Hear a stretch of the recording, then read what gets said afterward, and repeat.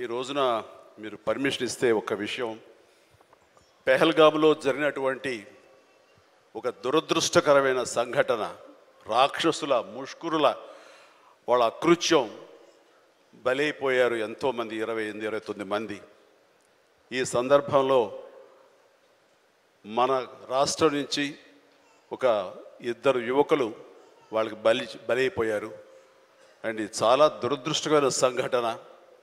అలాంటి బాడీని ఆయన రిసీవ్ చేసుకుని వారి కుటుంబాన్ని పరామర్శిస్తున్నారు. మరో పక్కన ఇక్కడ తెనాలి అనుకుంటా, ఐ హోప్ పవన్ కళ్యాణ్ కావలి వెళ్ళి పవన్ కళ్యాణ్ వెళ్ళి వాళ్ళని పరామర్శిస్తూ వాళ్ళకి మానసిక స్థైర్యాన్ని, ధైర్యాన్ని ఇవ్వడం కోసం తమ వంతు కృషి చేస్తున్నారు.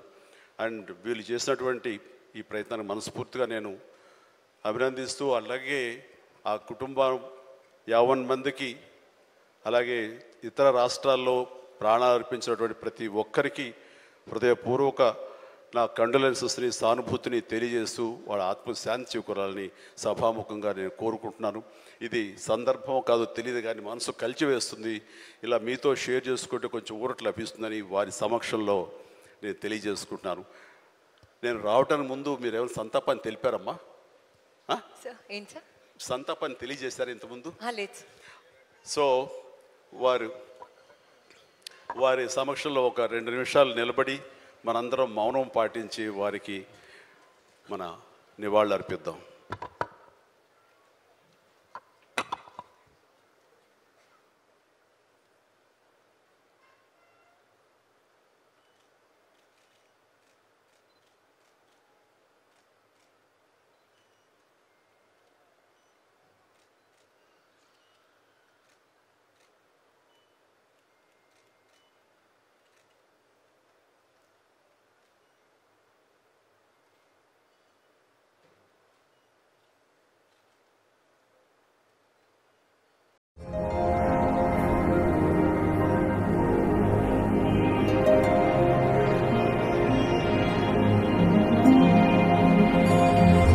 इन्नी से अड़ बढ़ाए मुझे इलम